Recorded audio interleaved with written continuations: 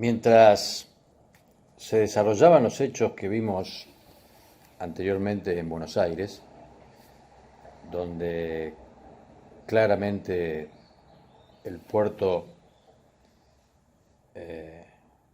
volvió una vez más a resistir la posibilidad de la organización nacional.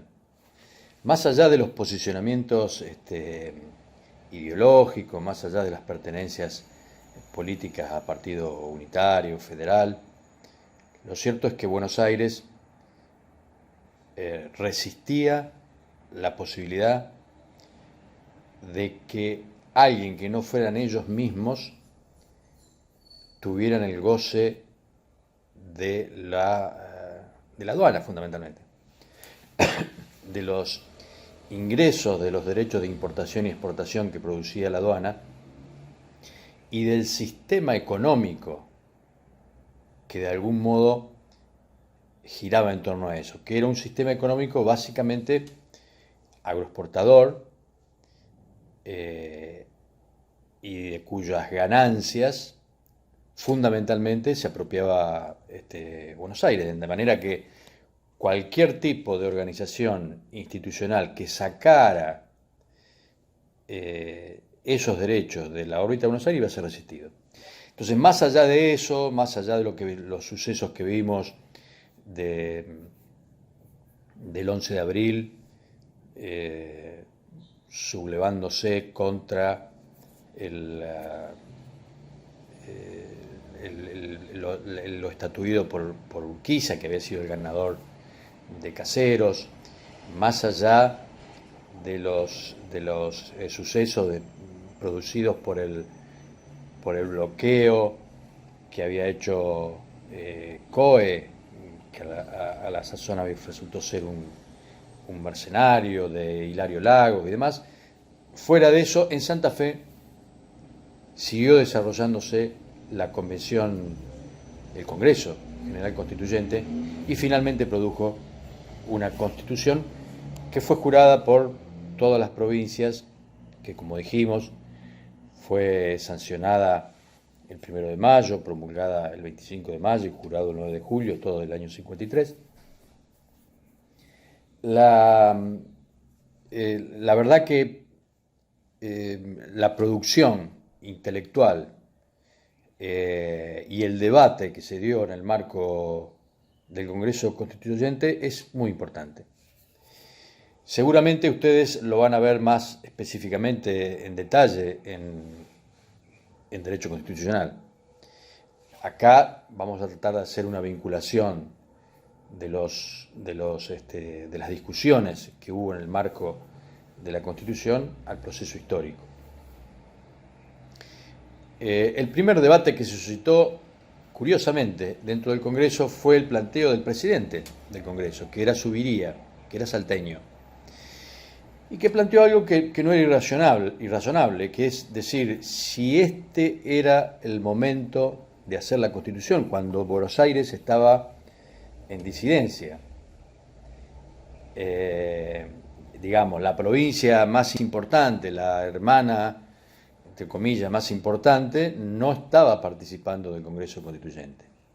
De todos modos, ese debate Subiría lo pierde, fue rápidamente cruzado por muchos congresales que decían que en realidad era el mismo argumento que había utilizado en su momento incluso Juan Manuel de Rosas y muchos que no se oponían directamente a la Constitución, pero decían que no era el momento.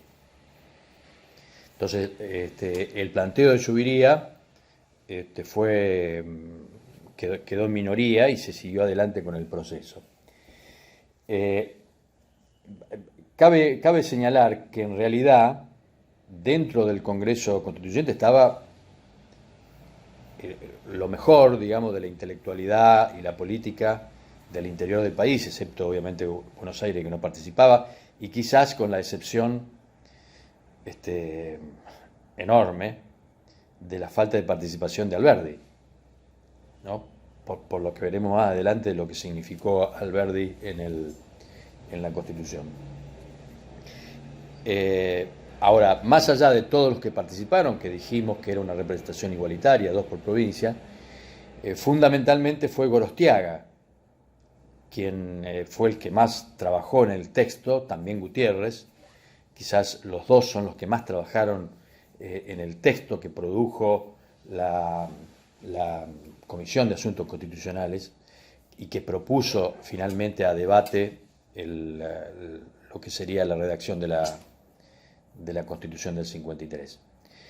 Esa Constitución tenía un preámbulo, un capítulo dedicado especial a derechos y garantías de tipo individuales. Obviamente adopta el sistema federal, la división de tres poderes, y, ya lo vamos a ver ahora en detalle, un artículo especial donde dice que la capital o las autoridades de la nación residirían en la ciudad de Buenos Aires, para lo cual se dictará una ley especial. Entonces, dijimos, primera discusión acerca de la oportunidad, que fue rápidamente saldada.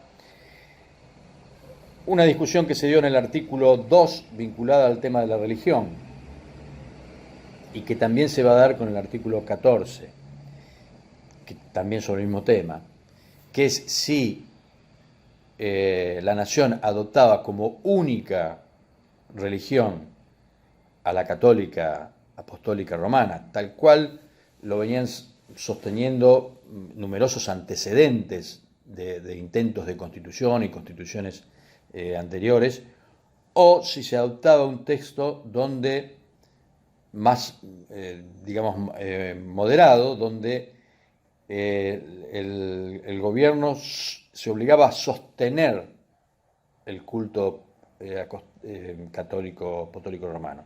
Finalmente triunfa esta tesitura,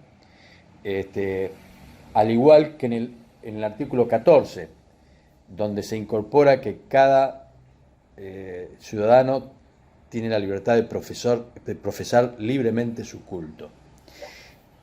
Esto, aparte de la discusión sobre posicionamiento ideológico, también tenía que ver con una visión de país. Los constitucionalistas, o por lo menos la mayoría de los constitucionalistas, estaban pensando en un país que necesitaba poblarse, un país sumamente despoblado, que necesitaba poblarse, por lo tanto necesitaba garantizar a todo aquel que viniera la posibilidad de elegir su culto. Sobre todo que muchos estaban pensando en una inmigración no solamente española o latina, sino una inmigración de países sin tradición católica. De manera que se dejaba abierta con estos dos artículos, que finalmente se terminó decidiendo por esa opción, la posibilidad de una libertad de cultos importantes. El artículo 3, ya lo dijimos anteriormente, pero suscitó una discusión también muy fuerte, que es el asunto de la capital. El viejo y remanido asunto de la capital, que no se va a resolver con el texto constitucional, y que recién, casi 30 años después, se va a resolver, en 1880. El texto constitucional propuesto por la comisión redactora decía que las autoridades residirían en Buenos Aires y que habrá una ley para designar capital a la ciudad de Buenos Aires. Muchos de los congresistas argumentaron, bueno, pero si Buenos Aires no está participando en este momento en el Congreso Constituyente, ¿cómo vamos a poner nosotros decidir que Buenos Aires sea la sede de las autoridades? La verdad, visto a la distancia, obviamente, resultó un error la incorporación, que finalmente triunfó esa postura, la de proponer a la ciudad de Buenos Aires. ¿Por qué? Porque primero era de imposible cumplimiento, porque Buenos Aires estaba en una clara rebeldía e incluso segregación, de algún modo. Es decir, que no se iba a poder llevar adelante. Pero segundo, también favorecía las posturas más duras de los porteños. Si alguna duda cabía en los porteños, que en ese momento estaban en la disputa territorial, sobre el carácter de la Constitución, esta imposición de algún modo del Congreso alimentaba o fortalecía las posturas más extremas y más duras del porteñismo, ¿no? Por así decirlo. También se produjo una discusión, cuando no, con el tema del artículo cuarto, que eran los recursos del Tesoro Nacional, donde se fijaba claramente, entre otras cosas, los recursos de la aduana. Entonces, allí también se suscitó una interesante discusión de algunos congresistas que sostenían la tesis alberdiana, de algún modo, de que los recursos tenían que ser en proporción para las provincias y no tanto para el gobierno nacional, que se apropiaba de los recursos nacionales. Lo cierto es que aquí también triunfó la tesitura de la comisión redactora y el artículo cuarto incorpora entre los recursos que van a formar el Tesoro Nacional los recursos de la aduana. A esta altura también bastante ficticia la solución adoptada, porque la aduana fundamental, que era la de Buenos Aires, estaba controlada en ese momento por Buenos Aires, que no estaba participando del Congreso Constituyente.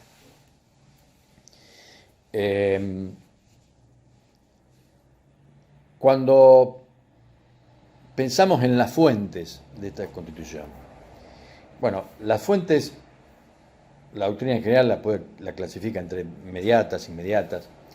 Fuentes mediatas son todas aquellas que tuvimos en nuestro país. Desde el 25 de mayo de 1810 hubo una producción incesante de textos, de propuestas, algunas de las cuales se plasmaron en proyectos constitucionales, como en 1819, la de 1826. La propia Asamblea del año 13 hubo proyectos de constitución, recuerdan, de la Sociedad Patriótica, del sector federal, del proyecto oficial. Los pactos preexistentes, fundamentalmente el pacto federal, digamos, todo ese armado institucional que se hizo durante años en las Provincias Unidas, en lo que fue nuestra historia, sin duda fueron tenidos en cuenta en muchas de las proposiciones que finalmente terminaron constituyendo el articulado de la Constitución. Y cuando hablamos de fuentes inmediatas, hablamos fundamentalmente de dos cosas. Esto de inmediata e inmediata es una mera clasificación, digamos, pero digamos, todo lo que fue formando lo que finalmente terminó constituyéndose en el texto constitucional. Y acá tenemos la Constitución de Estados Unidos. Algunos historiadores opinan que en realidad fue una copia de la Constitución de Estados Unidos. En realidad no. Cuando uno observa hay numerosas diferencias que vemos incluso en estos días, digamos en la actualidad, donde evidentemente el carácter o la naturaleza de la Constitución de Estados Unidos tiene un contenido de mucha más, por decirlo de algún modo, federalismo, digamos, de mucha más autonomía de sus estados, que no la tenemos nosotros. Es decir, evidentemente se tomaron cosas de la Constitución de Estados Unidos, pero no es ni mucho menos una copia. Hay elementos que se tomaron y hay elementos que surgen de nuestra propia historia y de los propios antecedentes que dijimos antes, mediatos, que le dan una impronta particular, sin ignorar, obviamente, la influencia de la Constitución de Estados Unidos. Y la otra influencia fundamental es Alberdi. Alberdi, que era producto de la generación del 37, perseguido por el rosismo, pero que tampoco puede ser encasillado